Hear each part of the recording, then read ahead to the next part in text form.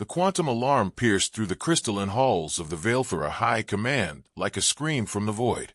Ambassador Vex'thari felt his bioluminescent patches flicker in distress as he rushed toward the emergency council chamber, his 6 legs clicking against the polished floor in rapid succession. Around him, other members of the Galactic Alliance moved with similar urgency, their various forms creating a symphony of anxiety. The chamber doors hissed open, revealing the circular amphitheater where representatives from 47 different species had gathered in emergency session. At the center, a massive holographic display showed readings that made Vex'thari's internal temperature drop by several degrees. The quantum field measurements were unmistakable, and they painted a picture that no one in the galaxy wanted to see. "The Sol system barrier is degrading," announced High Chancellor Mordeth, her serpentine form coiled around the central podium. Her scales, usually a calm blue-green, now pulsed with agitated crimson streaks.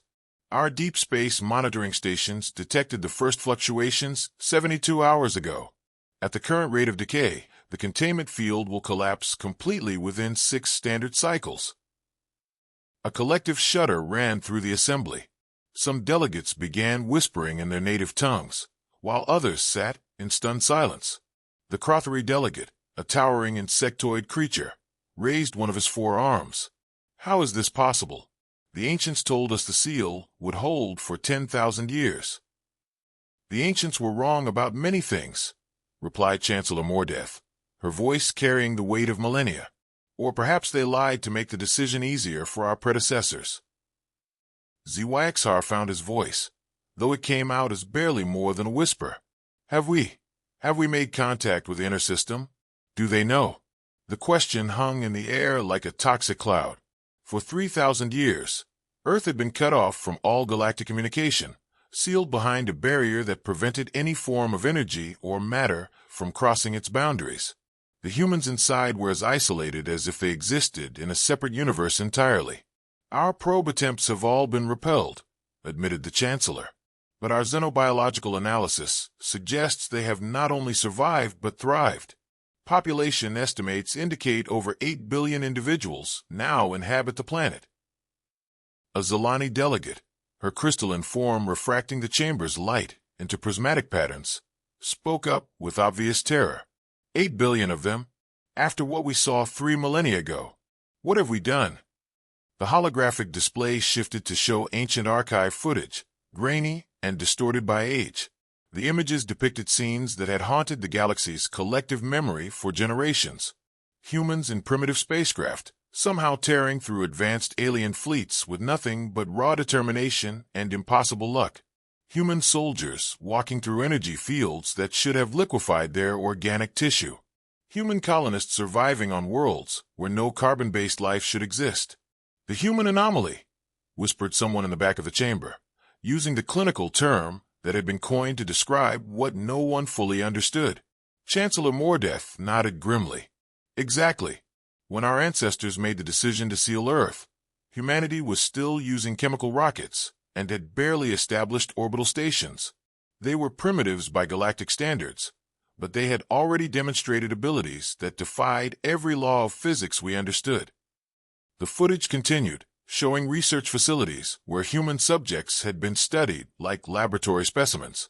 Vex'thari remembered the stories his own ancestors had passed down, how human volunteers had walked into chambers filled with radiation that would have killed any other known species, emerging not only unharmed but somehow stronger, how human children had solved mathematical equations that had stumped the galaxy's greatest minds for centuries, how human emotions seemed to alter probability itself, bending reality around their will in ways that made even the most advanced civilizations nervous. "They called it human spirit," continued the Chancellor. "But our scientists knew better. Humans don't just possess unusual resistance to hostile environments or enhanced problem-solving abilities. They have something far more dangerous, the capacity to evolve in real time, to adapt to any threat, to overcome any obstacle simply by refusing to accept defeat." A new voice cut through the chamber, deep and resonant. It belonged to Elder Kethmore, one of the few beings present who had lived through the original sealing. His massive form, easily 3 times the size of most delegates, dominated one entire section of the amphitheater. You young ones speak of this as ancient history, but I was there when the vote was taken. I watched our fleets surround the Sol system. I saw the terror in their eyes as they realized what we were about to do. The Elder's voice carried a weight of guilt that had accumulated over millennia. They begged us to reconsider. They offered to submit to any restrictions, to accept any limitations we demanded. They promised to remain in their system voluntarily. But we couldn't risk it, interjected another elderly delegate. The simulation wars had shown us what would happen if humanity ever reached full galactic integration. Every model, every projection, every possible timeline ended the same way. The chamber fell silent as the holographic display shifted again, this time showing the results of the legendary simulation wars. Theoretical battles, fought in quantum computers, pitting various galactic civilizations against humanity across thousands of different scenarios. The results had been universally terrifying.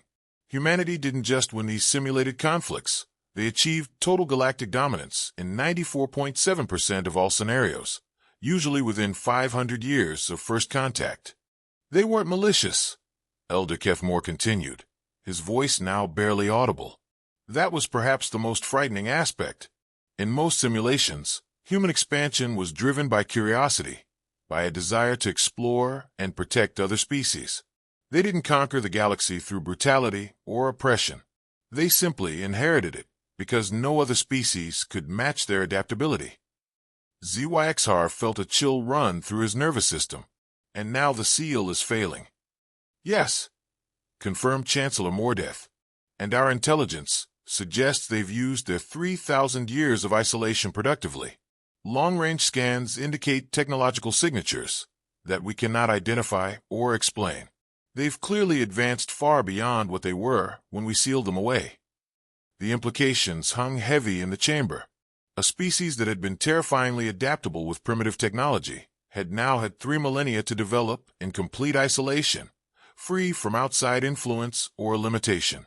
What are our options? Asked the Vex'thari delegate, though his tone suggested he already knew the answer. Chancellor Mordeth's scales darkened to deep purple, the color of Vex'thari grief.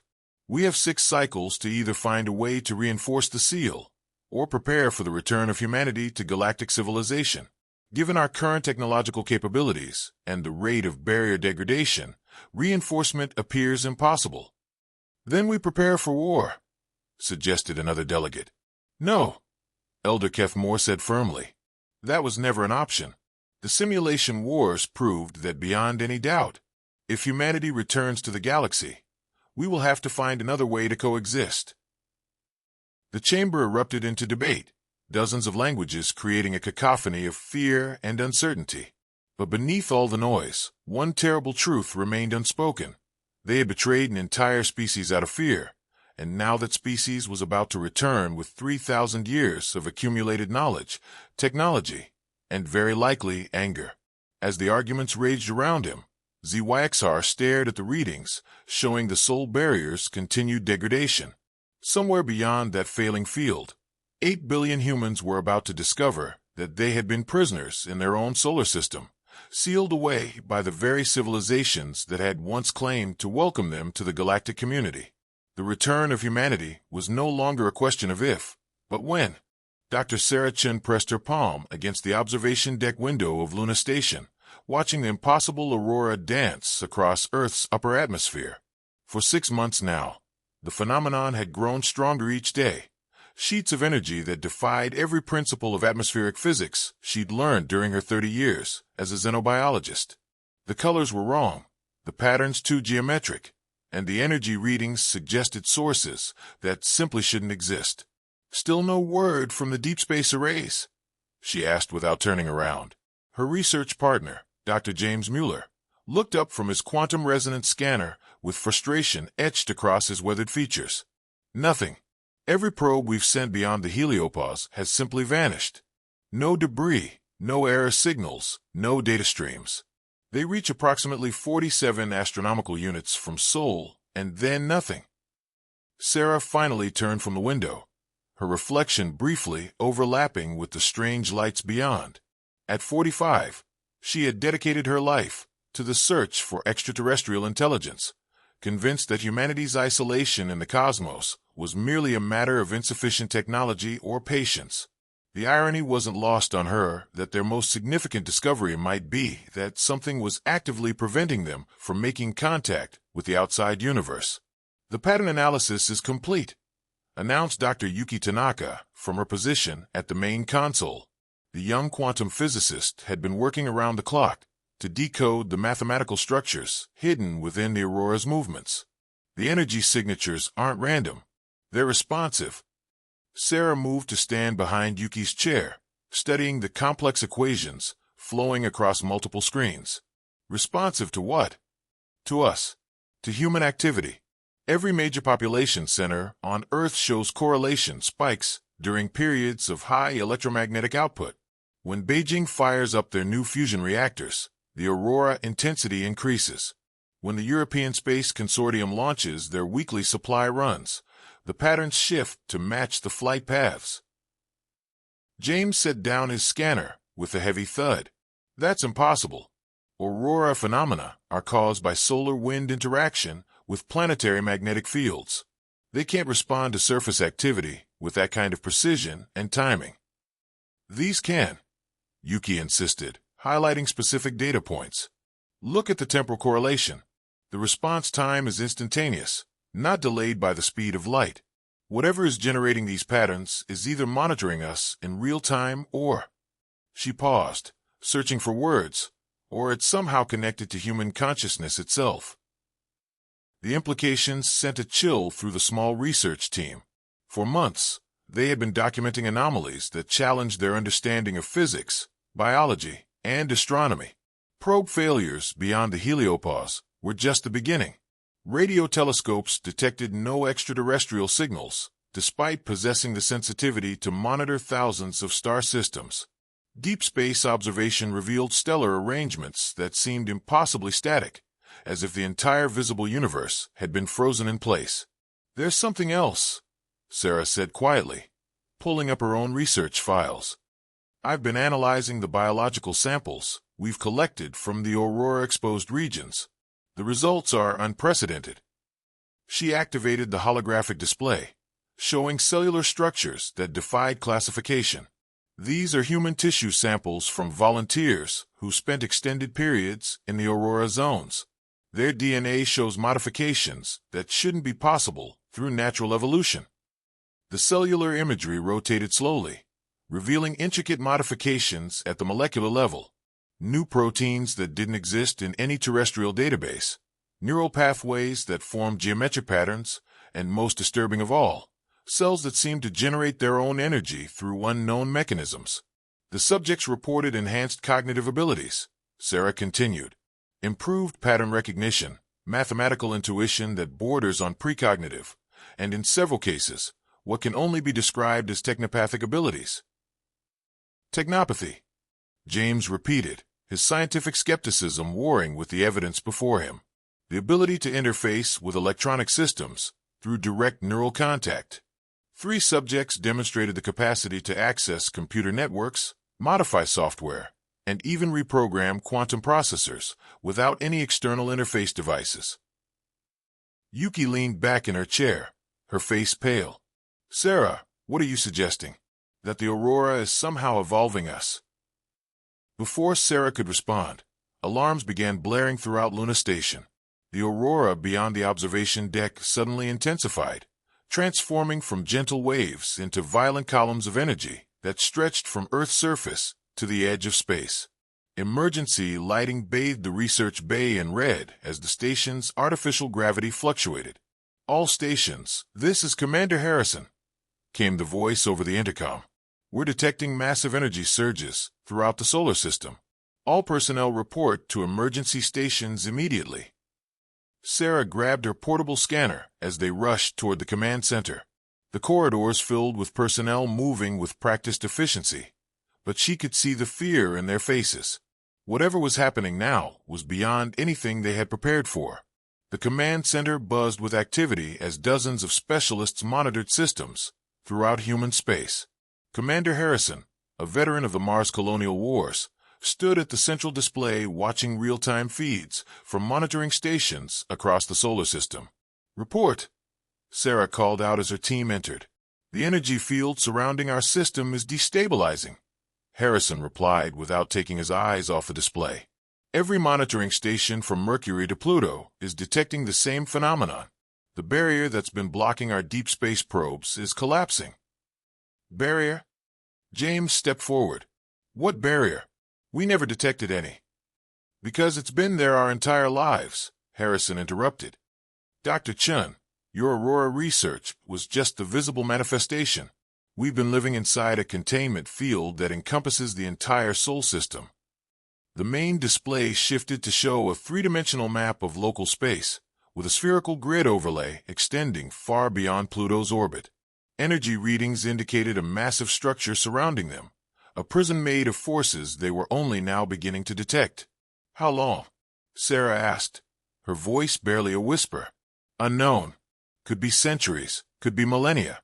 The field has been weakening for months, but the collapse accelerated dramatically in the last few hours. At this rate, it will fail completely within days."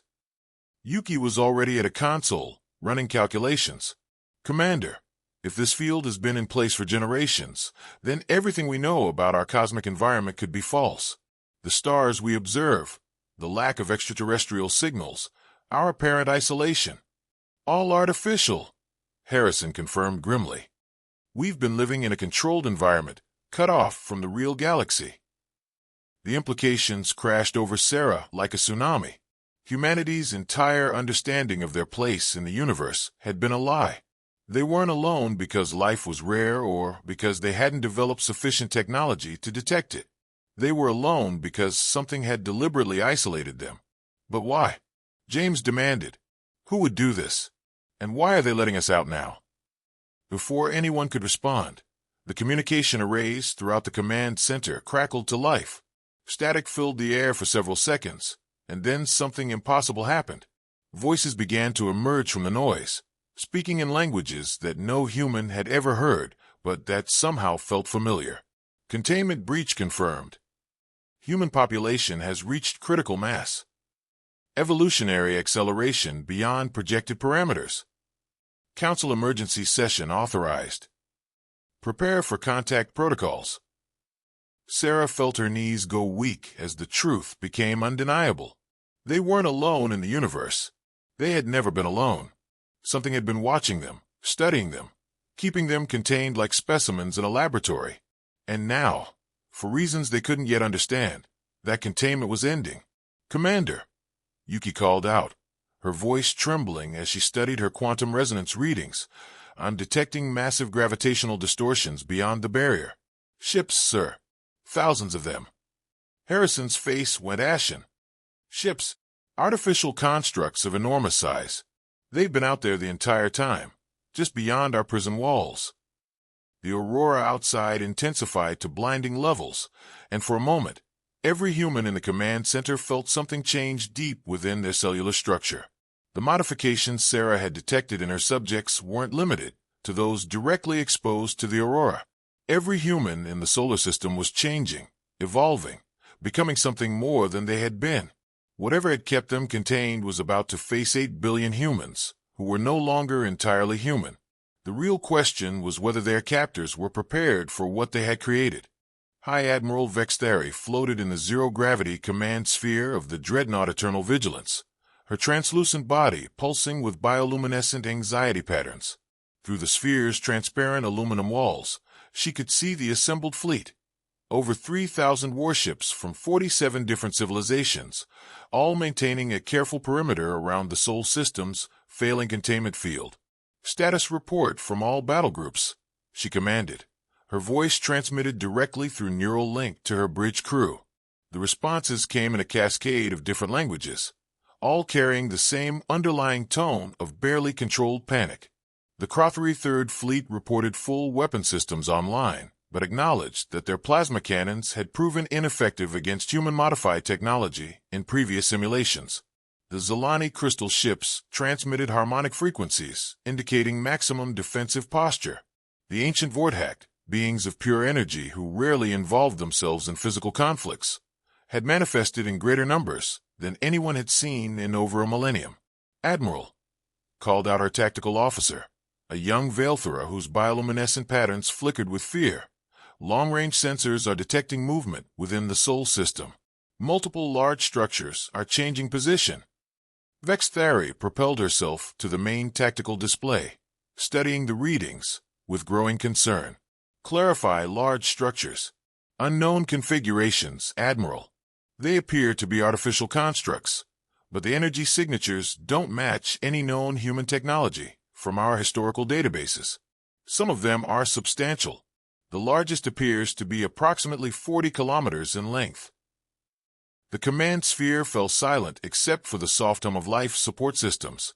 40 kilometers was larger than most planetary defense platforms. The humans had been sealed away for 3,000 years with nothing but their home system and whatever resources they could extract from their local planets and asteroids. How had they managed to construct something of that magnitude? "Admiral," interrupted the communications officer, "we're receiving transmissions from the Inner Council. They're requesting immediate tactical assessment." The holographic display shifted to show the faces of the galaxy's most powerful leaders, each representing civilizations that had existed for tens of thousands of years. Elder Morketh of the Ancestral Collective, Chancellor Vex'thari of the Trade Federation, Supreme Hierarch Talshan of the Psych Dominion, beings whose combined knowledge and experience spanned eons, all looking to her for answers she didn't have. "Hi, Admiral," began Elder Morketh, his ancient voice carrying across impossible distances through quantum entanglement communicators. "What is your assessment of human military capabilities after 3 millennia of isolation?" Vex'thari studied the tactical readouts one more time before responding. "Unknown, Elder. Our deep-range scans indicate technological advancement beyond our projections, but the nature of that advancement remains unclear. They've had 3,000 years to develop without outside influence or limitation." "Explain the large construct your sensors have detected," demanded Supreme Hierarch Talshan, her psychic presence creating uncomfortable pressure waves even through the quantum link. "Preliminary analysis suggests massive engineering projects throughout the Sol system, orbital platforms around every major planetary body, artificial structures in the asteroid belt, and what appears to be significant modification of their outer planets. Jupiter's electromagnetic signature has changed dramatically, suggesting they may have converted it into some form of power generation system." The silence that followed was deafening. Converting a gas giant into a power source required technology that even the most advanced galactic civilizations approached with extreme caution. The energy output of such a project would be sufficient to power entire star systems. Chancellor Vex'thari spoke next, his bioluminescent patterns visible even through the quantum projection. "Hi, Admiral. Are you suggesting that humanity has achieved post-scarcity energy production?" "That would be consistent with the readings, Chancellor. But there are other anomalies. Our gravitational sensors detect mass distributions that shouldn't be possible with known engineering techniques. Some of their constructs appear to have negative mass coefficients." The implication struck the assembled leaders like a physical blow. Negative mass manipulation was theoretical technology that had eluded galactic civilization for millions of years.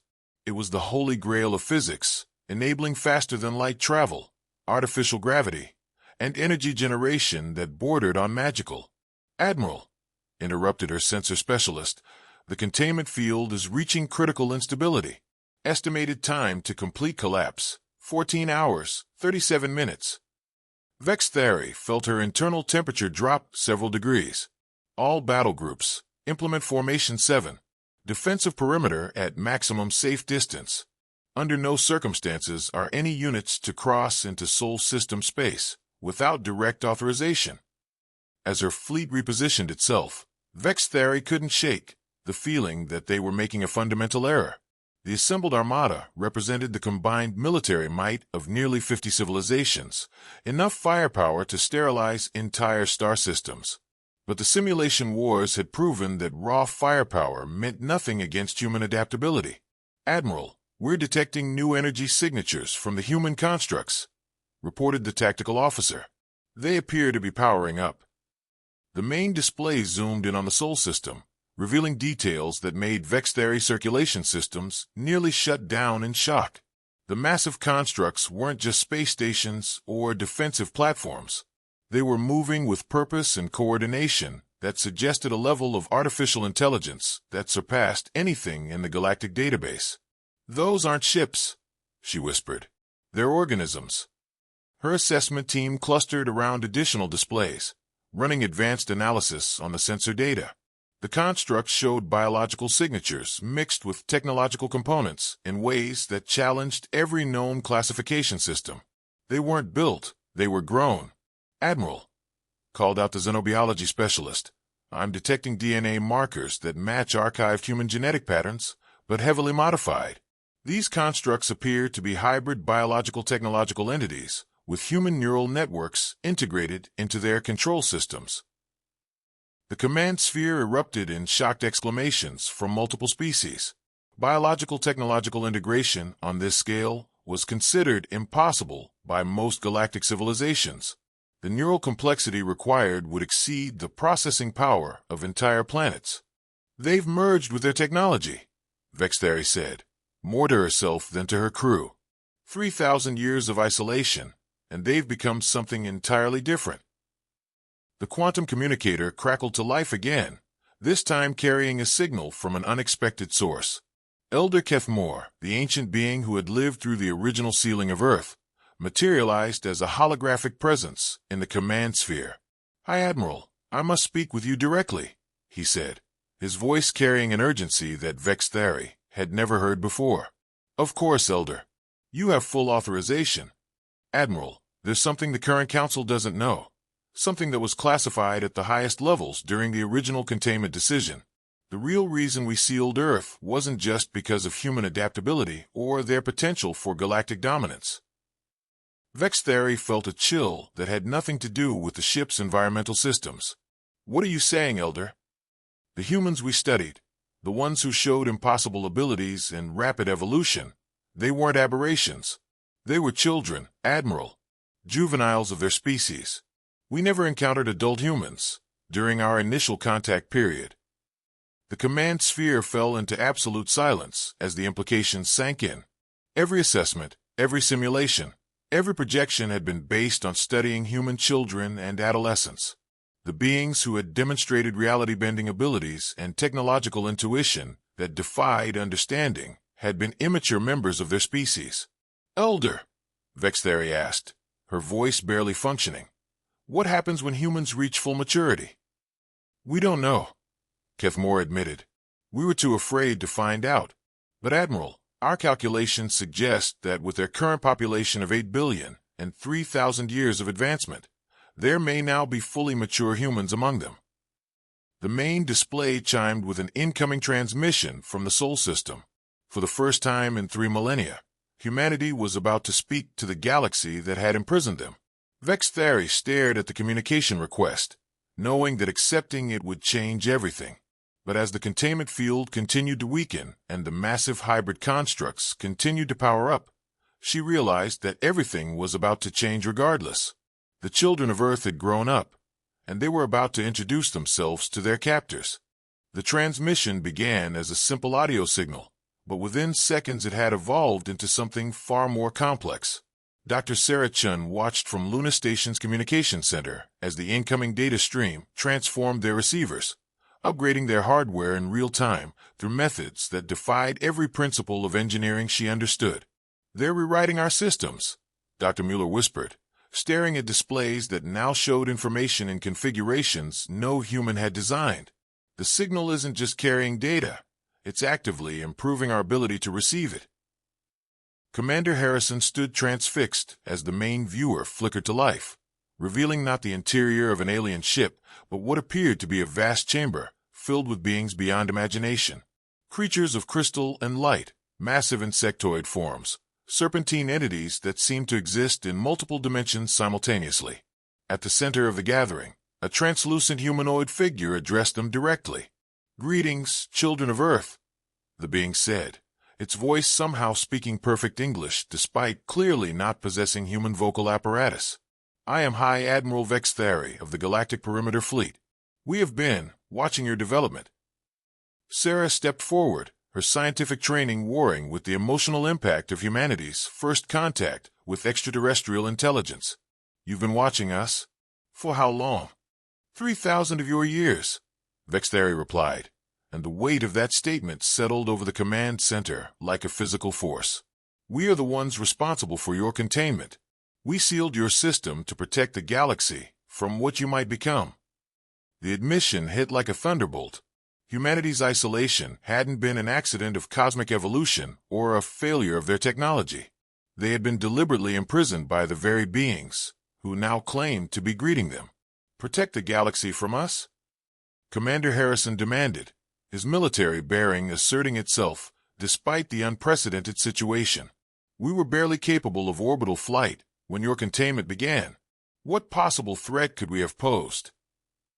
The alien admiral's form flickered, and for a moment Sarah could see something that might have been regret in her alien features. You do not understand what you are, even now.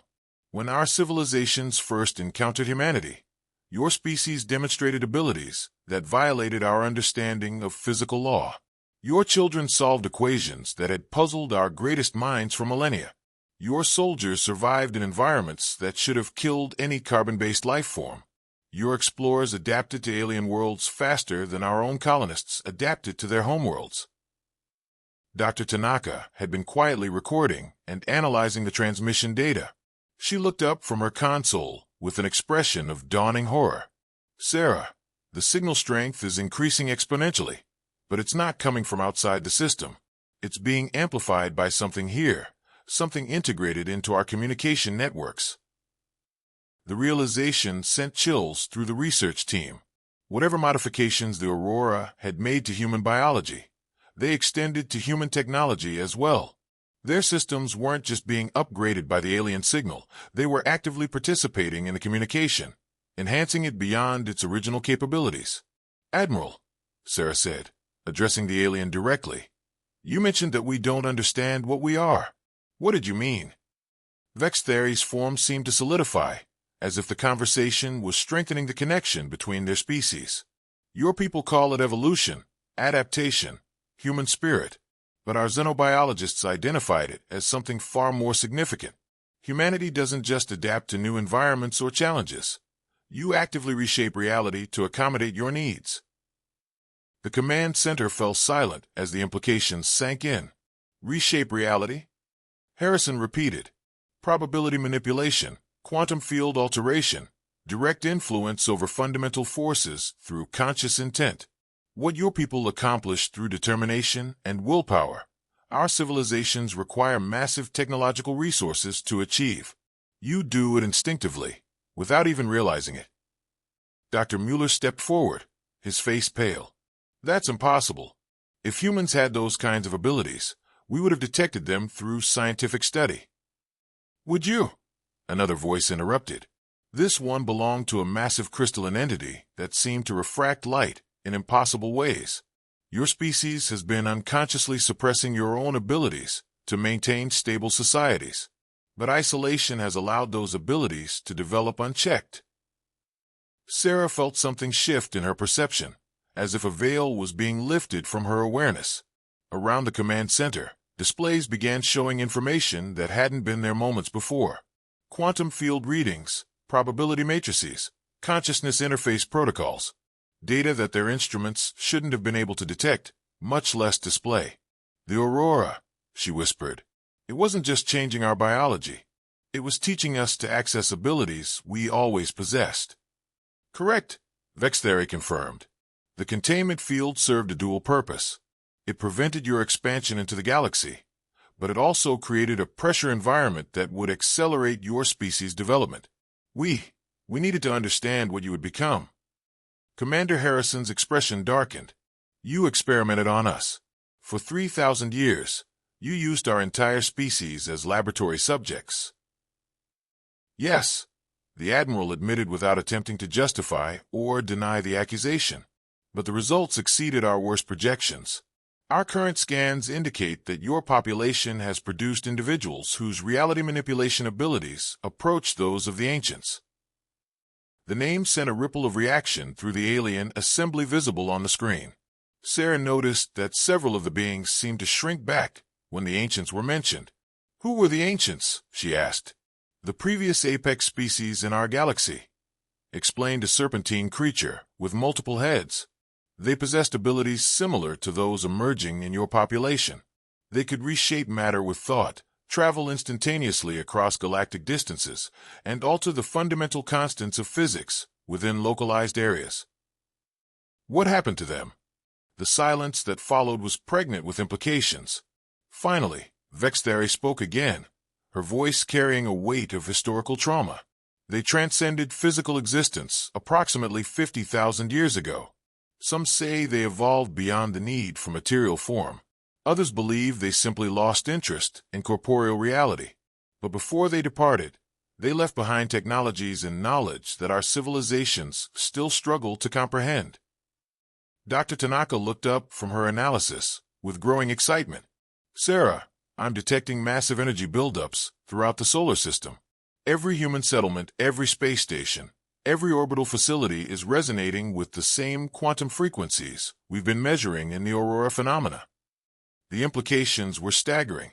If humanity's abilities were connected to their population density and technological integration, then 8 billion humans linked through advanced communication networks would represent a force beyond anything the galaxy had ever seen.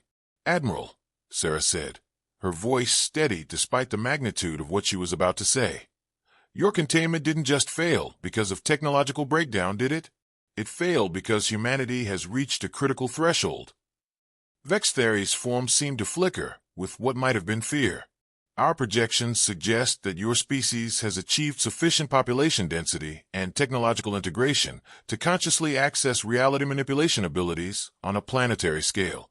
The containment field didn't fail. You collectively decided it should no longer exist. The statement hung in the air like a revolution.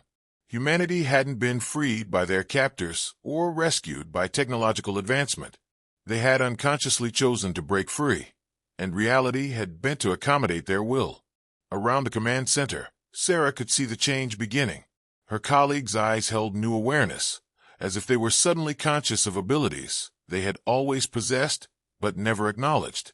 The displays showed quantum fields responding to human presence, probability matrices shifting based on collective human intent. Humanity wasn't just emerging from captivity.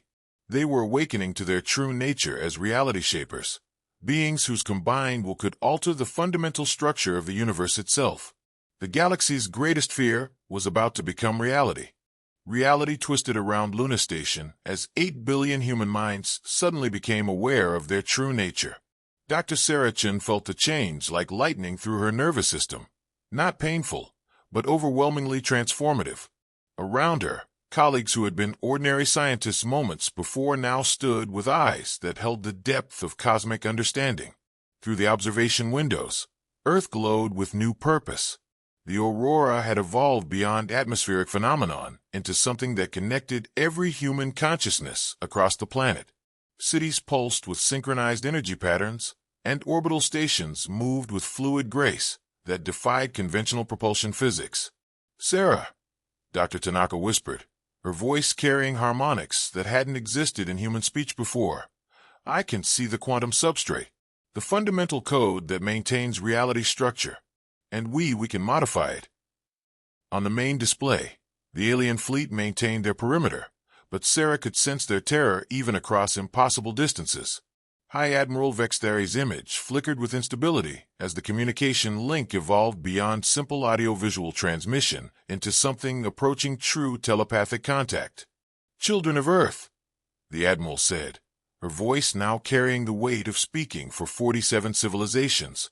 We understand that you have grievances. 3 millennia of imprisonment cannot be easily forgiven, but we ask for patience, for dialogue, for a chance to explain our decisions and find peaceful coexistence. Commander Harrison stepped forward, but he was no longer simply the military officer who had commanded Luna Station. His presence now carried an authority that seemed to extend beyond local space, as if he spoke not just for humanity, but for the fundamental forces of creation themselves. Admiral, he said, and the words rippled through quantum space with undeniable power. You speak of grievances and forgiveness as if this were a political dispute between nations. But you imprisoned an entire species based on fear of what we might become. Your decision was not made to protect the galaxy. It was made to preserve your civilization's dominance. The truth of his words resonated through the quantum link, and Sarah could feel the alien leaders recoil from its impact. She began to understand that human consciousness, when focused and unified, didn't just manipulate reality. It revealed truth in ways that no other species could resist or deny. "We were children when you caged us," continued Harrison, his voice growing stronger as the collective will of humanity flowed through him. "Immature, unaware of our capabilities, struggling with primitive technology and limited understanding. You studied us like specimens, measured our potential like a threat to be contained, and then condemned us to isolation based on fear rather than understanding." Dr. Mueller, whose consciousness now spanned multiple probability streams simultaneously, added his voice to the collective response. "But your greatest error wasn't imprisoning us, Admiral. Your greatest error was giving us 3,000 years to grow up." The quantum link carried more than words now. It transmitted the full scope of human development during their isolation. Mathematical theorems that rewrote the foundations of physics, engineering projects that converted entire worlds into computational matrices, biological evolution guided by conscious intent rather than random mutation. The alien observers experienced humanity's progress not as dry data, but as living reality, feeling the weight of human achievement pressing against their consciousness. Sarah stepped forward, her awareness now encompassing not just Luna Station, but the entire solar system's quantum infrastructure. "We know about the simulation wars, Admiral. We know you ran projections showing human dominance in 94.7% of all galactic scenarios. But those simulations were based on what we were, not what we could become with proper guidance." Guidance. Vex'thari's form solidified as hope and terror warred in her alien features. "You would have accepted limitations, restrictions on your expansion?" "We would have accepted partnership," Sarah replied, and the simple word carried revolutionary implications. "Your civilizations possessed knowledge, experience, wisdom accumulated over millions of years. We possessed adaptability, intuition, the ability to find solutions where none seemed to exist. Together, we could have achieved things beyond the reach of either alone." The silence that followed stretched across light years, carrying the weight of 3,000 years of lost opportunity. Finally, Elder Kethmore's ancient voice broke through the quantum static. "It is too late for such partnerships now," he said with the gravity of eons. "Your species has transcended the limitations that would have made cooperation possible. Our scans indicate reality distortions throughout your system that approach ancient-level manipulation. You no longer need our guidance or knowledge." Dr. Tanaka looked up from displays that now showed impossible readings. "Sarah, I'm detecting something unprecedented. The quantum modifications aren't just affecting our local space. They're propagating outward from the Sol system at faster-than-light speeds, creating a wave of altered physics that's spreading through the galaxy." The implications struck everyone simultaneously. Humanity wasn't just awakening to their reality-shaping abilities. They were unconsciously rewriting the fundamental laws that govern galactic civilization. Every star system their influence touched would operate under new physics, new possibilities, new rules that favored conscious evolution over technological stagnation. "You see," Vex'thari said, her voice carrying the despair of 47 civilizations. "This is exactly what the simulation wars predicted. Not conquest through warfare or oppression, but transformation through simple existence. Your presence changes everything around you, makes it more suitable for your kind, while making it less hospitable for ours." Commander Harrison's expression softened, and for a moment he seemed less like a transcendent force of nature, and more like the career military officer who had spent decades protecting human lives. "Admiral, what if we could control it? What if we could consciously direct these changes, instead of allowing them to occur randomly?" "Could you?" asked the crystalline entity that had spoken earlier. "Could your species truly restrain abilities that operate on quantum scales through unconscious will? Could you maintain such control across 8 billion individuals for centuries or millennia?" The question struck at the heart of humanity's transformation. Sarah felt the truth of it resonating through the collective consciousness that now connected every human mind. Their abilities weren't like tools that could be set aside when not needed. They were intrinsic aspects of their being, as automatic as breathing and as impossible to suppress as thought itself. "No," she admitted, and the honesty of the statement rippled through space with undeniable finality. "We can't turn this off any more than you can choose to stop existing. This is what we are now, what we've always been becoming. The only question is whether we evolve together or separately." The alien fleet began to shift formation, not retreating but repositioning themselves in patterns that suggested preparation for a very different kind of future. Vex'thari's image stabilized as the quantum link reached unprecedented clarity. "Then we faced the same choice our predecessors faced with the ancients," she said.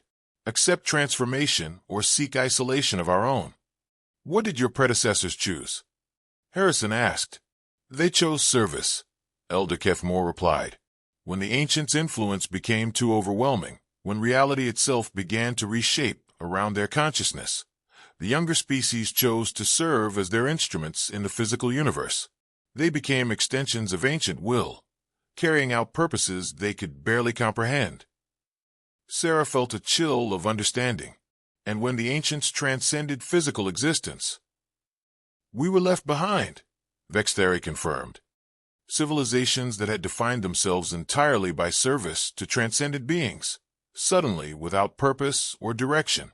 "We've spent 50,000 years rebuilding our own identity, our own goals, our own reason for existing."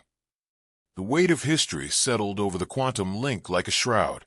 The galaxy's fear of humanity wasn't just about physical dominance or technological superiority. It was about the terror of losing themselves again, of becoming secondary characters in someone else's story. "But we're not the ancients," Dr. Mueller said, his consciousness touching probability streams that revealed potential futures, spreading like branches across time. "We're still connected to our origins, still care about the physical universe and the beings within it. We don't have to repeat their pattern." "Can you guarantee that?" Vex'thari asked. "Can you promise that in 1,000 years, 10,000 years, humanity won't simply lose interest in material reality as your abilities expand beyond physical limitations?" The question hung in space like a challenge to the universe itself. Around Luna Station, Sarah could feel 8 billion human minds considering the implications, weighing possibilities that stretched across geological time scales. "No," Harrison said finally.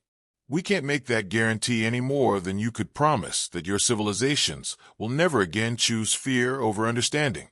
But we can offer something better than promises." "What?" asked multiple alien voices simultaneously. "We can offer choice," Sarah said, understanding flooding through her as the collective consciousness revealed new possibilities.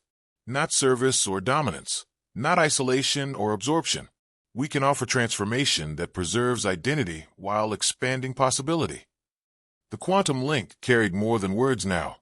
It transmitted concepts that had no names in any galactic language. Symbiotic evolution that enhanced rather than replaced, consciousness expansion that included rather than transcended, reality modification that created new options rather than eliminating existing ones. "Partnership," Dr. Tanaka added, her awareness now spanning multiple dimensional layers. "Not the partnership we could have had 3,000 years ago, but the partnership we can build now. Your civilization's wisdom and our species' adaptability, working together to explore what lies beyond the boundaries of current understanding." For the first time since the communication began, silence fell not from fear or shock, but from genuine contemplation. Across the galaxy, 47 civilizations considered possibilities that had never existed before. Cooperation with beings whose consciousness could reshape reality. Evolution guided by mutual choice rather than random chance.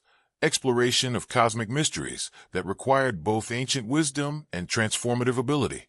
Finally, Vex'thari spoke, her voice carrying new harmonics that suggested her own consciousness was beginning to expand through contact with human awareness.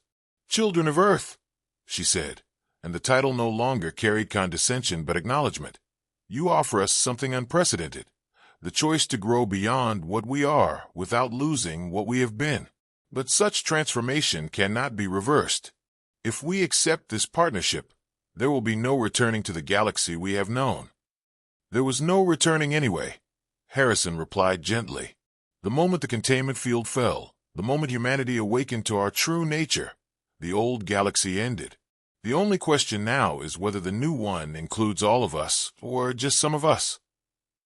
The quantum link pulsed with harmonics that transcended species boundaries as alien consciousnesses began to touch human awareness, sampling the reality-shaping capabilities that had terrified them for millennia. Instead of dominance or absorption, they found invitation, expansion, the possibility of becoming more than they had ever imagined without ceasing to be themselves. One by one, the voices of galactic civilization began to respond, not with surrender or defiance, but with curiosity, wonder, and the tentative hope that transcendence might not require sacrifice after all. Humanity's long isolation was ending, but their true journey was just beginning. 8 billion reality shapers had awakened not to conquer the galaxy, but to invite it to evolve alongside them, to discover what lay beyond the horizon of current possibility. The universe itself seemed to hold its breath, waiting to see what wonders would emerge from the partnership between ancient wisdom and infinite potential.